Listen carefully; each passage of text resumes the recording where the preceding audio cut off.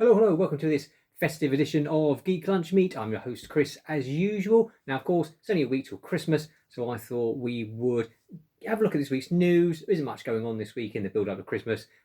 Quick spoiler-free review of Spider-Man No Way Home, and then we'll look at some of the greatest geeky Christmas films of all time that we watch here every single year without fail. As always, if you like what you see, if you could hit that thumbs up button and even subscribe will be absolutely fantastic and help us out a great deal. Now, quickly onto the news. There's not much to talk about this week. Now, a couple of stills were released by Entertainment Weekly from James Cameron's Avatar 2, the long gestating project that I think many of us probably thought would never see the light of day. I think, is it now 12 years or something since the first one? It's finally coming out next December. And he gave us these stills, and obviously in true Cameron fashion, it's all about the sea. Apparently a lot of the film takes place in Pandora's oceans, so they're submersibles, and he's doing his motion capture thing, this time in giant swimming pools. Will it be any good? Who knows? It's been so long. Everyone on the internet says it's been far too long for a sequel, and the Avatar has had no sort of cultural sort of ingress at all. No one sort of cosplays. There's no great big conventions around it and things like that. That it's sort of disappeared. But you can never write off James Cameron. Everyone was writing him off when he was making Titanic, and everyone said, "Oh God, it's gone over budget and it's going to be this total flop," and obviously became the biggest hit of all time. And then when he was doing Avatar, and that people said, "Well, this is ridiculous. It's going to, this space film that no one's, it's not a continuation of any new story," and it became the biggest film of all time. So yeah, I mean, I don't know. Will he strike? Will lightning strike again for him? Who knows? But say a couple of still not a great deal of exciting stuff yet. I imagine we'll get a trailer presumably at some point, and then maybe they'll do a teaser early next year to get people interested in it. Who knows? Wait and see on that one. We also got a few stills from Jurassic World Dominion, one of Bryce Dallas Howard swimming away, I should say, from a dinosaur in the background. And we get another still of Chris Pratt as a Grady with another Dinosaurus. I don't know what that breed is. So yeah, that's all we've been sort of given. A couple of stills. Again, a trailer should be forthcoming. We got that teaser that I showed you a few weeks ago, the IMAX teaser that sort of showed the dinosaurs living out their lives, and then a brief glimpse of how humanity has started to live with them in modern times. I suspect we'll get a trailer early next year as the film comes out next summer. But yeah, so that was it on Jurassic World Dominion. What we did get that I'm massively excited for, didn't know anything about it, a trailer dropped for Everything Everywhere All at Once. Starring Michelle Yeoh, the always incredible Michelle Yeoh, the equally fantastic Jamie Lee Curtis, the absolutely legendary Big Trouble in Little China, David Lo Pan himself, James Hong, and Ke Huy Quan. Short round from Temple of Doom, and Data from Goonies, of course.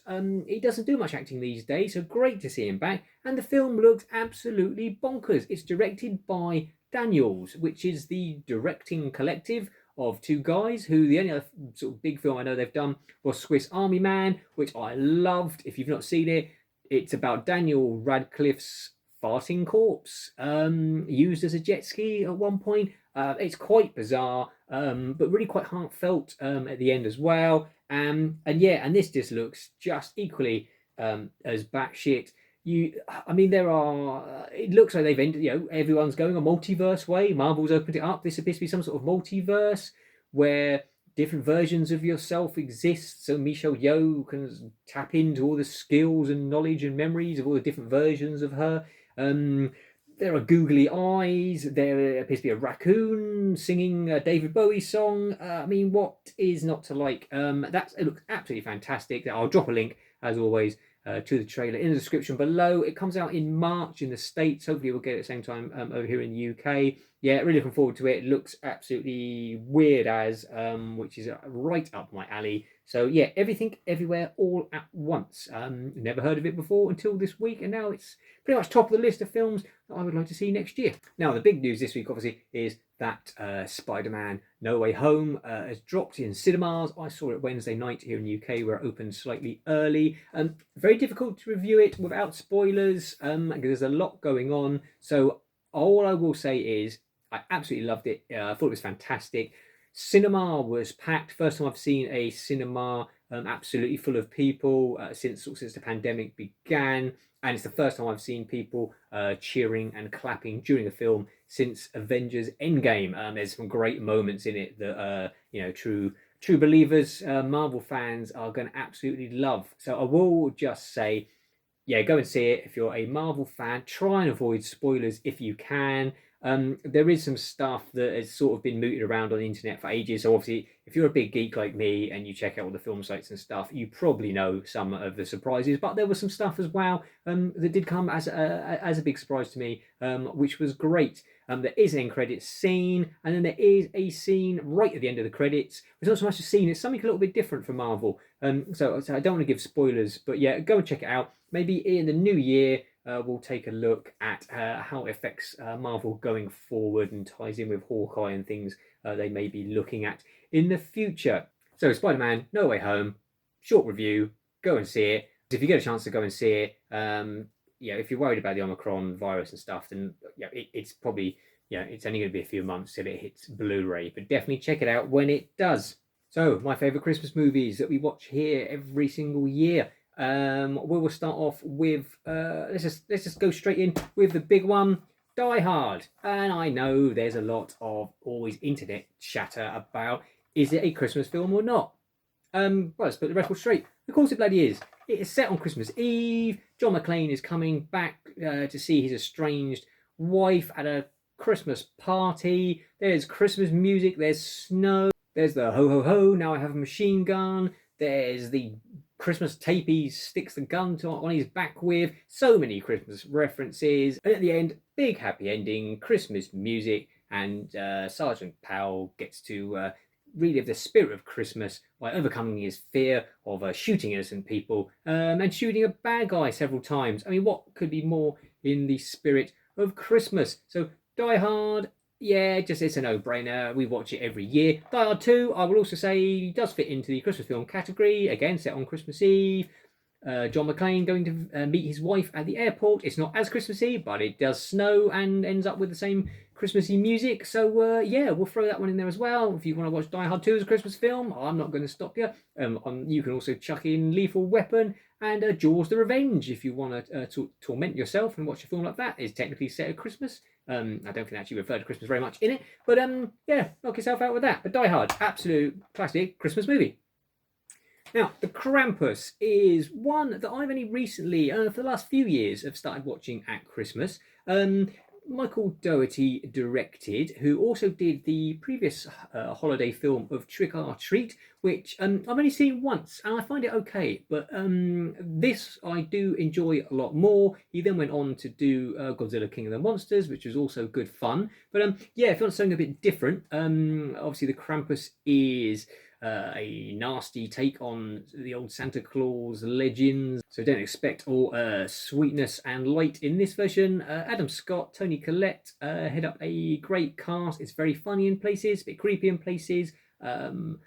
Older kids and teenagers will get a kick out of it. But yeah, it's still percolating as a classic in my brain. I say I've started watching it sort of every year now, so I'm sure it will get mushed in there a bit more and become an absolute classic for me over the coming Christmases.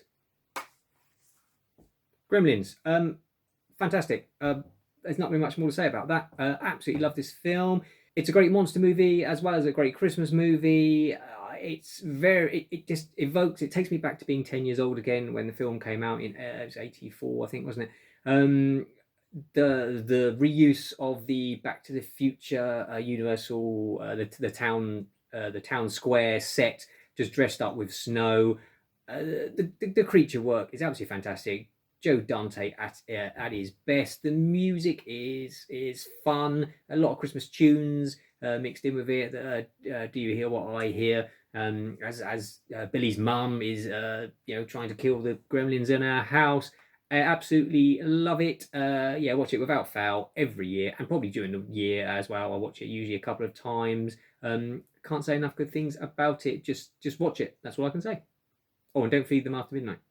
One of the first things I reported on back when I started this channel earlier in the year was the potential of a Gremlins 3 and the Gremlins cartoon that's coming, which I showed some concept artwork. Everything's gone quiet on that since. Seen nothing more about that. I assume the cartoon's still coming next year. Gremlins 3, who knows? But with the big nostalgia at the moment and Ghostbusters Afterlife doing great guns, I wouldn't surprise me we will still see more Gremlins in the future, which can only be a good thing.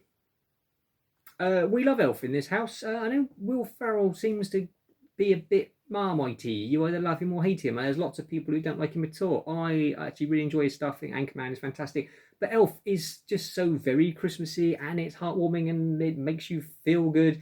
Zooey Deschanel is absolutely adorable. James Caan is fantastic as the grumpy old man who gets the spirit of Christmas in him. What's not to like? Yeah, we love Elf in this household, and again we watch it every year at this time of year. Yeah, maybe you should too.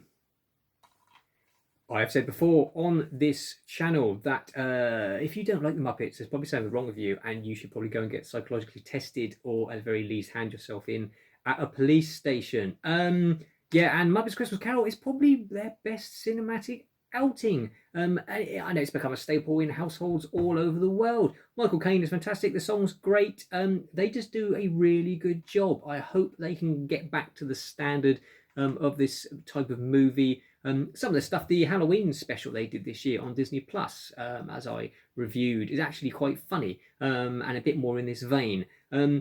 Yeah, I had the pleasure of seeing the Muppets live at the O2 a few years back, and it was absolutely fascinating to watch. The performers were completely in view, but it was incredible the fact that you ignored them completely and you were just watching the Muppets. And yeah, the Muppets at their very best are just charming and funny and delightful, and obviously it's the classic story of Christmas Carol, so you can't go wrong there. Charles Dickens, knew what he was doing, so yeah, Muppet Christmas Carol, again, watch it every year. Absolutely love that one as well. Nightmare Before Christmas. Some people say it's a Halloween film, but for me, we watch it. In fact, we watch it every year when we're putting the tree up. So very, very much Christmassy to me.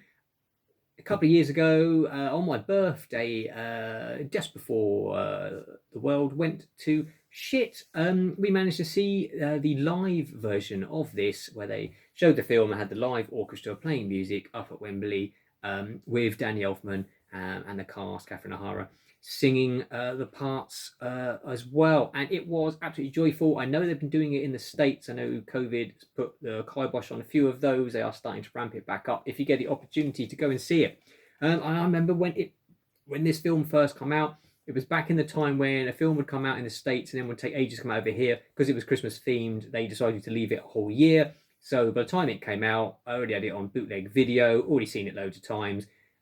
Was still great to see it in the cinema on the big screen. But I mean, it's funny to think that at the time it didn't do massively well, and you couldn't give the merchandise away. There was loads of it, and it didn't sell. And now, if you've got any, it's worth, the original merchandise is worth quite a lot of money, and they're just churning out so much more.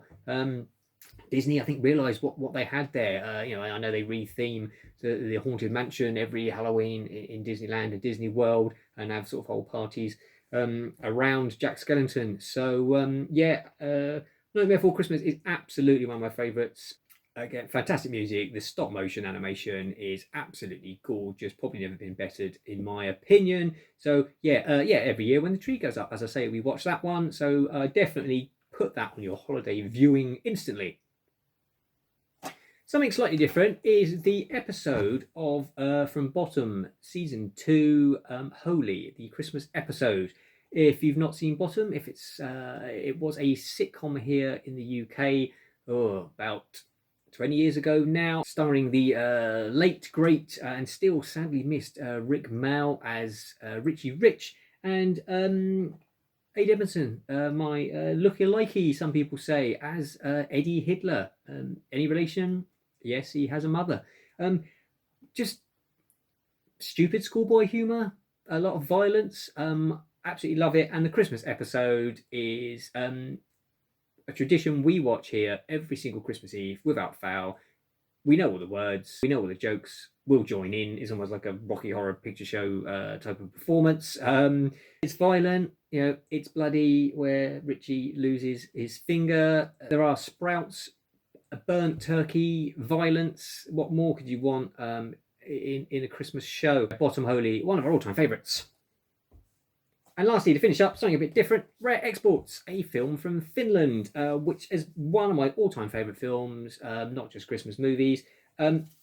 Watch it on as close to Christmas Eve as I can possibly get, sometimes on Christmas Eve. It's just got that feel to it.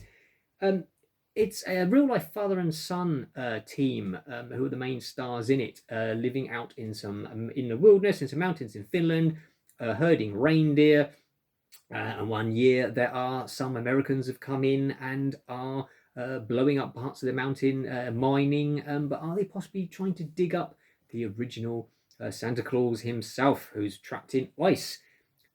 It is very almost like a Goonies type film and fun for the whole family.